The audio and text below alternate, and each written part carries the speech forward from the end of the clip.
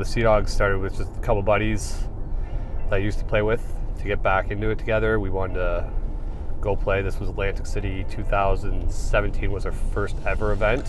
We figured everybody in paintball has these mean, intimidating names, so we just wanted to go the opposite path. We wanted to stand out, and we've got lots of attention. Lots of people who comment us on our jerseys, on our logos, so that's, you know, it's something cool that we stand out from the norm, right? That's what sponsors want to see too as well, right? Something that's marketable and something that's different and is going to stand out, and you know, they're going to be able to market to other new players and new kids into the sport. It's fun going to the States for a weekend at a time, well, 4 or 5 days, traveling with your buddies, going to random cities, taking the sights, you know. So it's pretty fun that way. Yeah, it's a way. It's just an adventure every time we're away. It's the paintball lifestyle, the grind. $10 for one donut.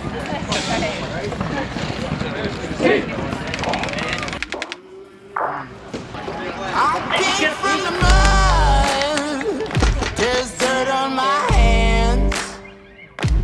Strong like a tree, there's roots where I stand.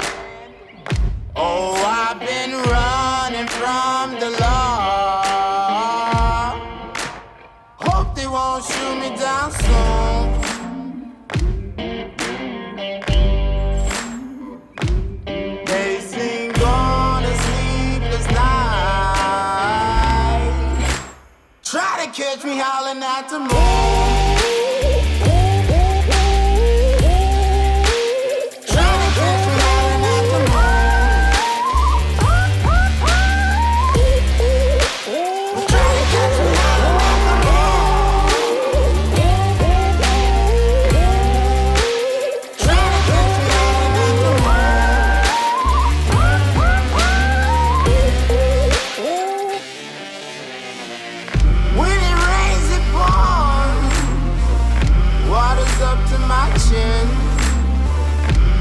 Won't stop fighting to the very end. Many men try to reach it, many men have failed.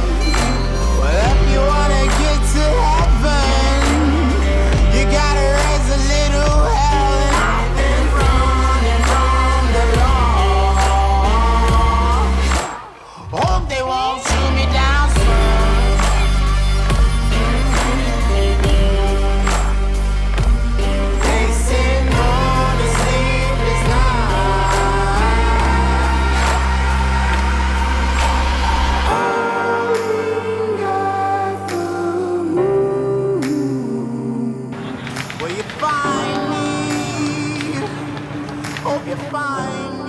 So last year we started with objectives and goals, and you know, it was something we never did in the past before, and that was set 3 goals per event, and not just per event, but we'd set 3 goals, and if we accomplished each goal over that event, great. We would set 3 new goals. If we accomplished 2, then we'd set 2 new goals. So we always had 3 goals on our team.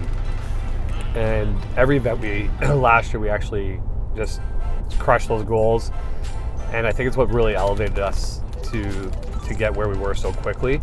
We were a top 4 team last year, the last 2 events, and so our mindset was to be a podium team now instead of just 4th place. Our goals this season were definitely to try to win that pro spot or come top 2 overall.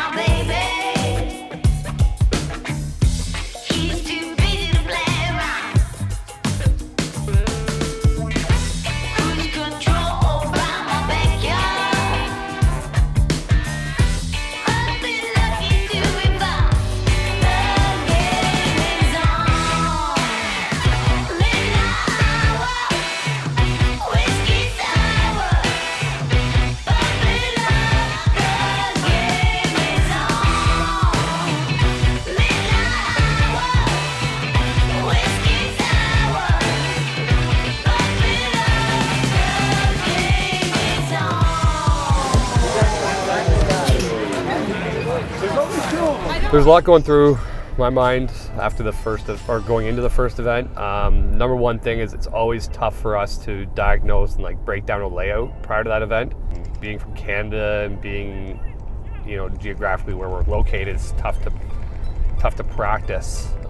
You know, we had one practice on the layout in Canada, and it was on like 3 inches of ice with another 2 inches of snow on top of it. Literally, we tried taking sledgehammers and trying to find the cracks underneath, and we couldn't even break that ice apart. So it makes it really tough. We can't do full breakouts, so we were doing simulated points, you know, starting in our bunkers. So we're trying to limit if there's any injuries, no diving on the ice, no slipping. So that makes it really, really tough. So, you know, our goal always with the first event in Las Vegas is just to, you know, hold our own, use our individual talent to get us a good placing. You know, play slow, don't get shot off the break, keep those 5 bodies alive, and just break the game down as it comes to you. If that was the case, what were you shooting? Which way were you shooting? For Alpha? When you were going home to the brick. Home, you wanted me staying on D side usually. So you guys are saying that quite a few teams are crossing the tower in the Alpha. Yeah. From what you guys are watching. Kev can play that Xbox relatively good. Kev was And it's not real, like teams that have played us and teams that have watched us, they're gonna expect me or Derek. Yeah, no, 100%. I'm not saying they're not effective. No, I know. Right. I'm just saying. Your brain still you just sit and wait till you see me fly. You know they'll never catch me for it. See me fly the way I put my finger on it. See me fly. You got it, then try to tell me you got the wrong guy. See me fly. You know they'll never catch me for it. See me fly the way I put my finger on it. See me fly. You got it, then try to tell me you got the wrong guy.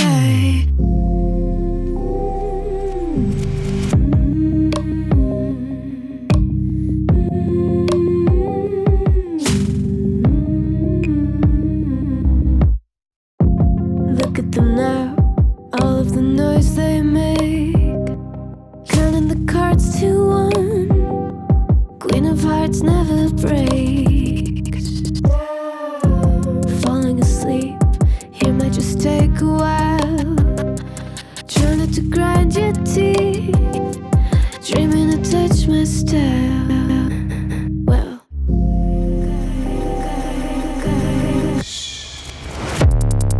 got the wrong.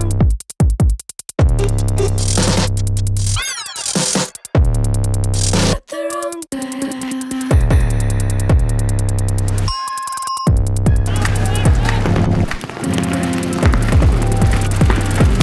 Then try to tell me you got the wrong guy. My dad played when the game first sort of started becoming competitive, first came out. So he started playing in '82, which is the whole reason I wear number 82 is because he got me into it. So since I can remember being old enough to know what paintball is, I've always wanted to play. I was like 9 or 10. I started playing and I never looked back sort of thing. So here I am. 14 years later. I was watching Malcolm in the Middle with my brother, my older brother, and I had no idea what it was. It showed up in an episode and I said, what is that? Like it looks super fun. Obviously it's Malcolm in the Middle, it's a good show. And he says, it's paintball. Well, obviously I was super intrigued. I had friends, I think I was in grade 7 or 8 at the time. And we wanted to go play, so we went to my best friend David and we went out and played our first game. And I've been playing ever since. Derek had reached out to me, and him and I, we didn't really know each other too well. Like, we're pretty good friends now, but he just knew of me. And that's how he just knew I was a fast player, a fast snake player, and I guess that's what he wanted, that aggression. And that's how I was introduced to the Seadogs. It was a great camp. I wouldn't want to be anywhere else. Stay focused, get ready now. For real, get ready now.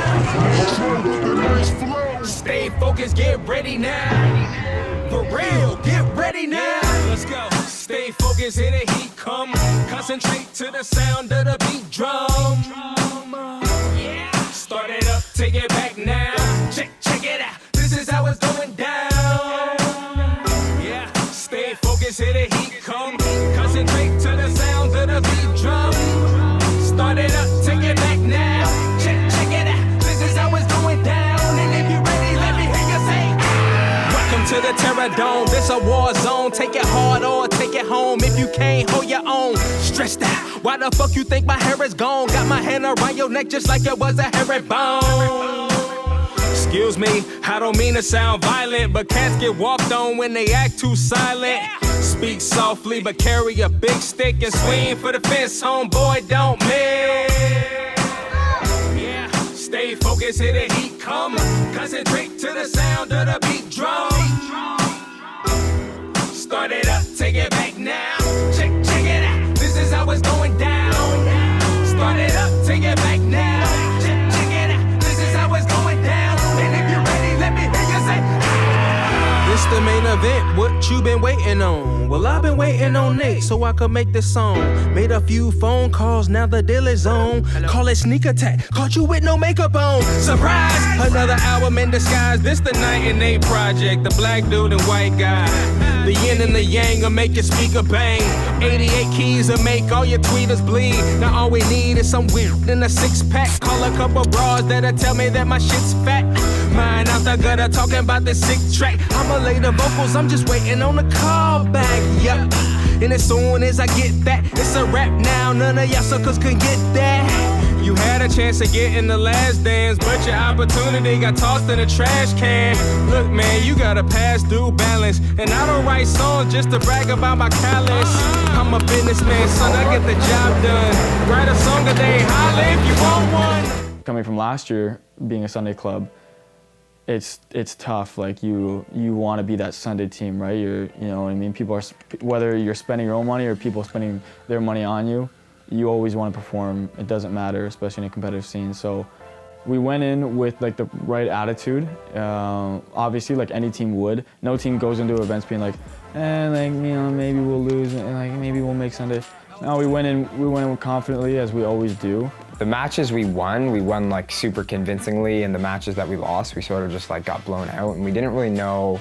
It was hard to put a finger on, what went terribly wrong when we lost and what went terribly good. So we were just kind of on the cusp the whole time. We had our practice on Thursday, and it went great. Honestly, the practice went great.